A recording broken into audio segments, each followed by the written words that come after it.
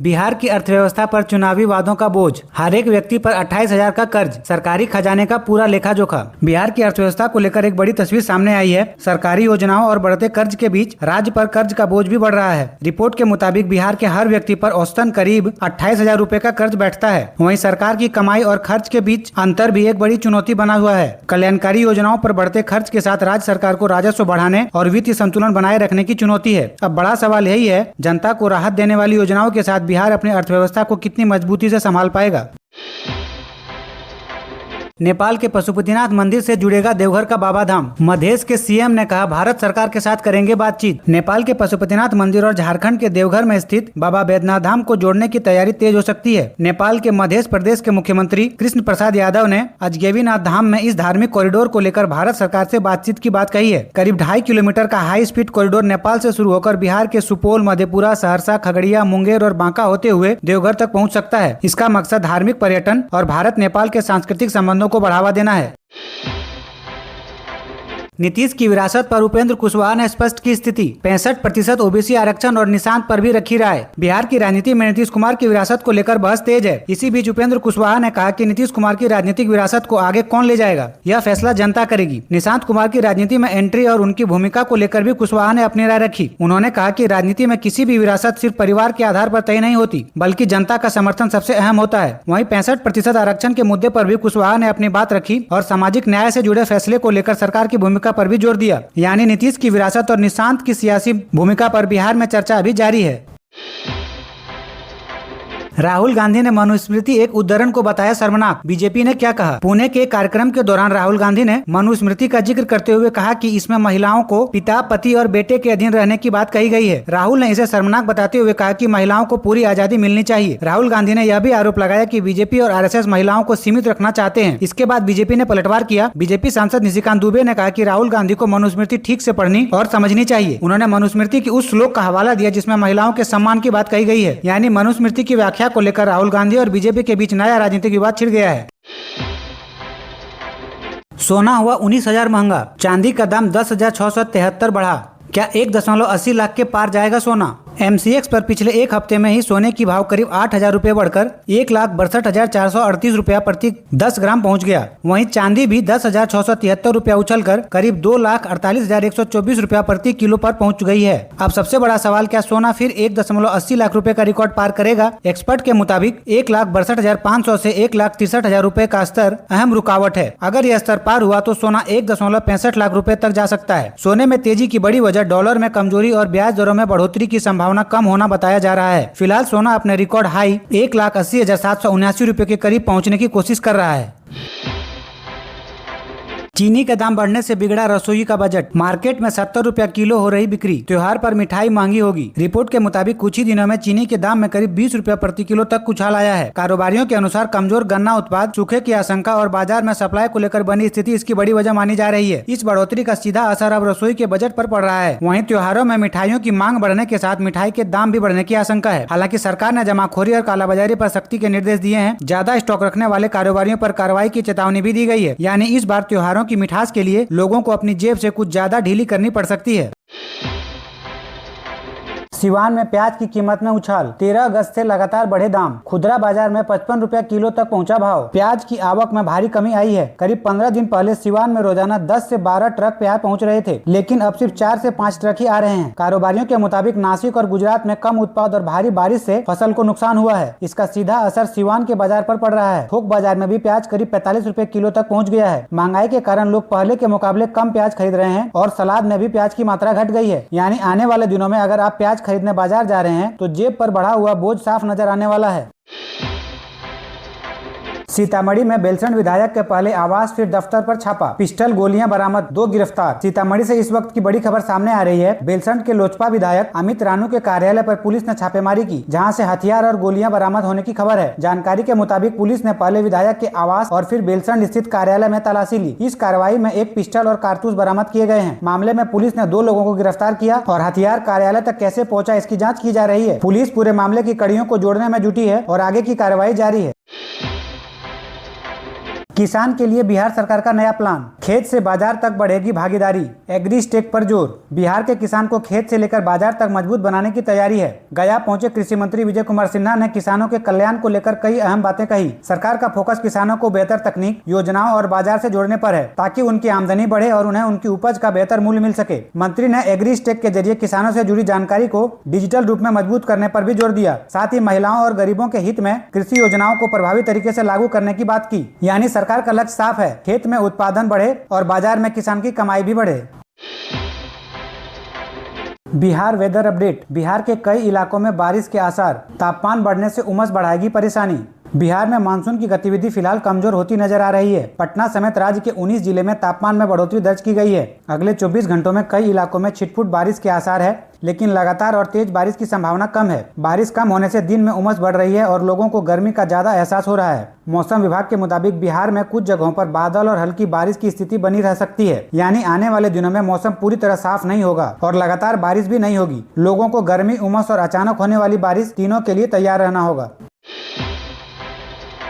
मुजफ्फरपुर के RDS college में बड़ा फर्जीवाड़ा, 13.69 लाख रुपए गबन के मामले में लेखपाल पर केस। कॉलेज के लेखपाल पंकज भूषण पर 13,69,150 रुपए के गबन का आरोप लगा है। कॉलेज प्रशासन के मुताबिक लेखपाल को अलग अलग मंदों में करीब 18.50 लाख रुपए एडवांस में दिए गए थे, जिसमें से 13.69 लाख रुपए का अब तक का हिसाब नहीं हुआ है। आरोप है कि गड़बड़ी छिपाने के लिए एडवांस रजिस्टर समेत कुछ वित्तीय रिकॉर्ड गायब किए गए हैं। लेखपाल लंबे समय से बिना सूचना के अनुपस्थित बताए जा रहे हैं। मामले में कॉलेज प्रशासन ने काजी मोहम्मद थाने में एफआईआर दर्ज कराई और पुलिस ने जांच शुरू कर दी है।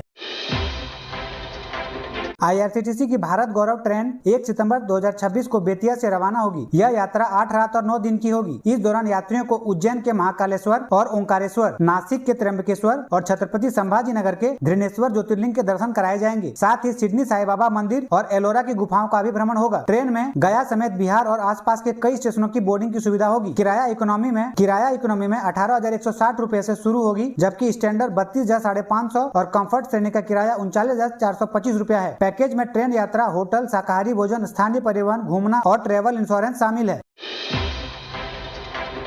तालाबों में ऊपर बिजली नीचे मछली योजना होगी लागू। अररिया डीएम ने दिया साइलेज प्लांट और मिल्क चिलिंग सेंटर का निर्देश। अररिया में एक साथ बिजली उत्पादन, मछली उत्पादन और डेयरी को बढ़ावा देने की तैयारी है। जिला अधिकारी ने मिल्क चिलिंग सेंटर और साइलेज प्लांट स्थापित करने के निर्देश दिए हैं। इसके साथ ही तालाबों में ऊपर बिजली नीचे मछली मॉडल लागू करने की योजना है। यानी तालाब की सतह के ऊपर सोलर पैनल लगाकर बिजली पैदा होगी, जबकि नीचे मछली पालन जारी रहेगा। इस पहल से किसानों की आय बढ़ाने और सौर ऊर्जा को बढ़ावा देने और डेयरी क्षेत्र को मजबूत करने की उम्मीद है। प्रशासन ने संबंधित विभाग को योजना पर तेजी से काम करने का निर्देश दिया है। सावधान, नकली मावा और सिंथेटिक दूध से बन रही मिठाइयां। अररिया में डॉक्टरों ने दी फूड पॉइजनिंग की चेतावनी। नरपतगंज इलाके के बाजार में मिलावटी और सिंथेटिक दूध से बनी मिठाइयों की बिक्री की आशंका जताई गई है। डॉक्टरों ने ऐसी मिठाइयों से फूड पॉइजनिंग और सेहत बिगड़ने का खतरा बताया है। त्योहार के सीजन में मांग बढ़ते ही मिलावट का खेल भी बढ़ने की आशंका है। ऐसे में मिठाई खरीदते समय साफ सफाई, मिठाई की ताजगी और भरोसेमंद दुकान का खास ध्यान रखें। खासकर बहुत ज्यादा चमकदार या असामान्य रंग वाली मिठाइयों से सावधान रहें। रक्षाबंधन की मिठास कहीं आपकी सेहत पर भारी न पड़ जाए, इसलिए खरीदारी में सावधानी बेहद जरूरी है।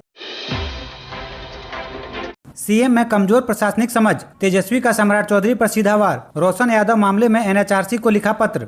मधुबनी जेल में रोशन यादव की मौत को लेकर बिहार की सियासत गर्मा गई है। नेता प्रतिपक्ष तेजस्वी यादव ने इस मामले में मुख्यमंत्री सम्राट चौधरी पर निशाना साधते हुए प्रशासनिक व्यवस्था पर गंभीर सवाल उठाए हैं। तेजस्वी यादव ने राष्ट्रीय मानवाधिकार आयोग यानी एनएचआरसी को पत्र लिखकर पूरे मामले की निष्पक्ष जांच और दोषी अधिकारियों पर कार्रवाई की मांग की है। जेल प्रशासन के मुताबिक रोशन की मौत जेल में हुई, जबकि तेजस्वी ने मामले को गंभीर बताते हुए न्याय की मांग की है। तेजस्वी का आरोप है कि सरकार को इस मामले में पारदर्शी तरीके से जवाब देना चाहिए।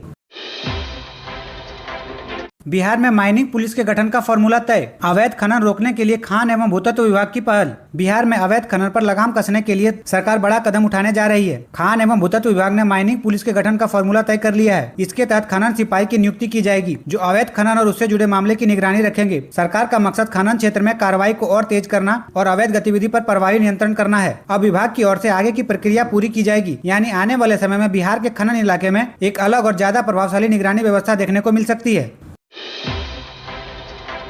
36,000 करोड़ का बजट, फिर भी जमीन अधिग्रहण नहीं। अरवल में रेलवे लाइन की मांग को लेकर स्थापना दिवस पर उपवास। जिले के स्थापना दिवस पर रेलवे संघर्ष समिति ने उपवास कर अपनी मांग को मजबूती से उठाया। समिति का कहना है कि बेटा अरवल औरंगाबाद रेलवे लाइन के लिए करीब 36,000 करोड़ रुपए का बजट मिलने के बावजूद जमीन अधिग्रहण की प्रक्रिया अब तक पूरी नहीं हो सकी है। लोगों का कहना है कि रेलवे लाइन बनने से अरवल की कनेक्टिविटी बेहतर होगी और जिले के विकास को भी रफ्तार मिलेगी। समिति ने साफ कहा है कि जब तक रेल परियोजना का काम जमीन पर शुरू नहीं होगा तब तक आंदोलन जारी रहेगा। बिहार में बाढ़ का अब होगा वैज्ञानिक हिसाब। गंगा से गंडक कोसी तक तैयार होगा नया बाढ़ क्षेत्र मानचित्र। सरकार बाढ़ प्रभावित इलाकों को वैज्ञानिक आकलन करा रही है। इसके तहत नदियों के आसपास के क्षेत्र को अलग अलग बाढ़ जोखिम वाले जोन में चिन्हित किया जाएगा। इससे पता चलेगा कि कौन सा इलाका ज्यादा संवेदनशील है और बाढ़ का पानी किस क्षेत्र तक पहुंच सकता है। इसके आधार पर बाढ़ से बचाव, राहत और निर्माण से जुड़े फैसले ज्यादा बेहतर तरीके से किए जा सकेंगे। खासतौर पर गंगा और कोसी जैसी नदियों के आसपास के इलाकों की स्थिति का वैज्ञानिक तरीके से अध्ययन किया जाएगा। यानी आने वाले समय में बिहार में बाढ़ प्रबंधन सिर्फ अनुमान नहीं बल्कि वैज्ञानिक डाटा और सटीक मैपिंग के आधार पर होगा। पटना में वंदे भारत एक्सप्रेस पर पथराव, कोच का शीशा टूटा। बिहटा स्टेशन के पास घटना। पटना से गोमती नगर जा रही वंदे भारत एक्सप्रेस पर फिर पथराव की घटना सामने आई है। बिहटा स्टेशन के पास चलती ट्रेन को निशाना बनाया गया, जिससे C6 कोच की खिड़की का शीशा टूट गया। घटना रविवार सुबह 6:22 की बताई जा रही है। पत्थर लगने से शीशा क्षतिग्रस्त हुआ, लेकिन राहत की बात यह है कि किसी यात्री के घायल होने की सूचना नहीं है। घटना के बाद रेलवे सुरक्षा बल यानी RPF ने जाँच शुरू कर दी और पत्थर फेंकने वाले की तलाश जारी है। चलती ट्रेन पर इस तरह पथराव यात्रियों की जान के लिए गंभीर खतरा है। अब देखना होगा कि आरोपी कब तक पकड़ा जाता है। आरा से यूपी और दक्षिण बिहार का सफर होगा आसान। 6 रूटों पर बढ़ेगी सरकारी बस सेवा, वाराणसी से भी कनेक्शन।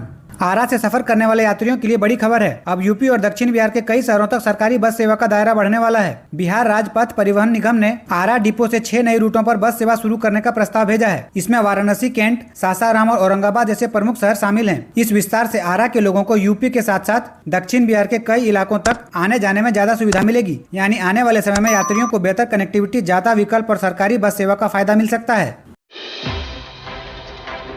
वेस्ट चंपारण, 2 युवतियों को रंजीत बनाकर जीता भरोसा। नेपाल जाने से पहले खुला बड़ा राज। मामला भारत नेपाल सीमा का है, जहां SSB को 2 युवतियों की गतिविधि संदिग्ध लगी। पूछताछ में सामने आया कि उन्हें रंजीत नाम के युवक ने भरोसे में लेकर नेपाल ले जाने की कोशिश की थी। संदेह गहराने पर SSB ने दोनों युवतियों को रोक लिया और पूरे मामले की जांच शुरू कर दी। आशंका है कि युवतियों को बहला फुसलाकर तस्करी के नेटवर्क में ले जाया जा रहा था। फिलहाल सुरक्षा एजेंसी पूरे मामले की जाँच कर रही है और यह पता लगाने की कोशिश कर रही है कि नेटवर्क में और कौन कौन लोग शामिल हैं। बिहार, पाटलिपुत्र टाउनशिप को मेट्रो से जोड़ने का सर्वे शुरू। प्रधान सचिव ने कहा किसान के साथ नहीं होगा अन्याय। पटना में पाटलिपुत्र सैटेलाइट टाउनशिप को मेट्रो कनेक्टिविटी देने की तैयारी पूरी हो गई है। इसके लिए संभावित मेट्रो विस्तार को लेकर सर्वे का काम शुरू किया गया है। अधिकारियों ने टाउनशिप के विकास और परिवहन कनेक्टिविटी को लेकर मौके का जायजा लिया। सरकार की योजना है कि नए विकसित इलाके को बेहतर सार्वजनिक परिवहन से जोड़ा जाए, जिससे लोगों को आने जाने में आसानी हो और भविष्य में ट्रैफिक का दबाव भी कम किया जा सके। वहीं अधिकारियों ने साफ कहा कि विकास के दौरान किसानों के हितों के साथ अन्याय नहीं होने दिया जाएगा। PhD, नेट और GRF ही काफी नहीं। बिहार के कॉलेजों में पढ़ाने के लिए शिक्षकों को लेनी होगी ट्रेनिंग। बिहार के विश्वविद्यालय और कॉलेज शिक्षकों के लिए अब सिर्फ PhD, नेट या GRF होना पर्याप्त नहीं होगा। राज्यपाल सचिवालय के निर्देश के मुताबिक शिक्षकों को हर साल 36 घंटे का एकेडमिक प्रशिक्षण पूरा करना अनिवार्य किया गया है। यह व्यवस्था नई शिक्षा नीति के तहत लागू की जा रही है। प्रशिक्षण में शिक्षण पद्धति, नई तकनीक और शिक्षा से जुड़े आधुनिक तरीकों पर फोकस रहेगा। यानी अब बिहार के उच्च शिक्षण संस्थान में शिक्षकों को भी लगातार अपनी एकेडमिक क्षमता अपडेट करनी होगी। बिहार में 23 IAS अफसरों का तबादला। कई जिलों के DDC, SDO और नगर आयुक्त बदले। बिहार में प्रशासनिक स्तर पर बड़ा फेरबदल हुआ है। राज्य सरकार ने 23 IAS अधिकारियों का तबादला कर नई जिम्मेदारियां सौंपी है। इस बदलाव में कई जिलों के DDC और SDO स्तर के अधिकारी की पोस्टिंग बदली गई है। दानापुर और पूर्णिया के SDO भी बदले गए हैं। विक्रम सिंह को दानापुर का नया SDO बनाया गया है। वहीं आकांक्षा आनंद, नेहा कुमारी और अंजलि शर्मा समेत कई अधिकारियों को नई जिम्मेदारियां मिली है। खास बात यह है कि सिवान के पूर्व DM विवेक मैत्रेय की इस फेरबदल में फिलहाल कोई नई पोस्टिंग नहीं मिली है। रक्षाबंधन पर महिलाओं को तोहफा। पटना में शुरू हुई ACE पिंक बस सेवा। रक्षाबंधन के मौके पर बिहार में 5 ACE पिंक बसों की शुरुआत की गई है। इन बसों का संचालन पटना में किया जाएगा और इनका मकसद महिलाओं को बेहतर और सुरक्षित सार्वजनिक परिवहन की सुविधा देना है। खास बात यह है कि ये बसें इलेक्ट्रिक हैं, यानी सफर के साथ पर्यावरण का भी ध्यान रखा जाएगा। सरकार की इस पहल से महिलाओं के लिए शहर में आने जाने का सफर आसान होने की उम्मीद है। आने वाले समय में ऐसी बसों की संख्या बढ़ाने पर भी जोर दिया जा सकता है। यानी पटना में महिलाओं के लिए अब सफर का नया और स्मार्ट विकल्प तैयार है। दिल्ली में H1N1 के बीच बढ़ी कोविड निगरानी। टेस्ट और रिपोर्ट में ICMR ने दिया अस्पतालों को निर्देश। स्वास्थ्य विभाग ने अस्पतालों को कोविड और अन्य सांस से जुड़ी बीमारियों की जांच और रिपोर्ट बढ़ाने का निर्देश दिया है। दरअसल दिल्ली में इस साल H1N1 के मामले तेजी से बढ़े हैं और अस्पताल में बुखार, खांसी और सांस से जुड़ी शिकायतों वाले मरीज भी बढ़ रहे हैं। ऐसे में प्रशासन किसी भी संभावित संक्रमण की शुरुआती स्तर पर पकड़ने के लिए सर्विलांस मजबूत कर रहा है। लोगों को भीड़भाड़ वाले जगहों पर सावधानी बरतने, हाथ साफ रखने और फ्लू जैसे लक्षण होने पर डॉक्टर से सलाह लेने की अपील की गई है। हालांकि ICMR ने साफ कहा है कि भारत में H1N1 का कोई नया स्ट्रेन सामने नहीं आया है, इसलिए घबराने की नहीं बल्कि सतर्क रहने की जरूरत है। ऐसे ही खबरों के लिए चैनल को सब्सक्राइब, वीडियो को लाइक शेयर करना ना भूलें।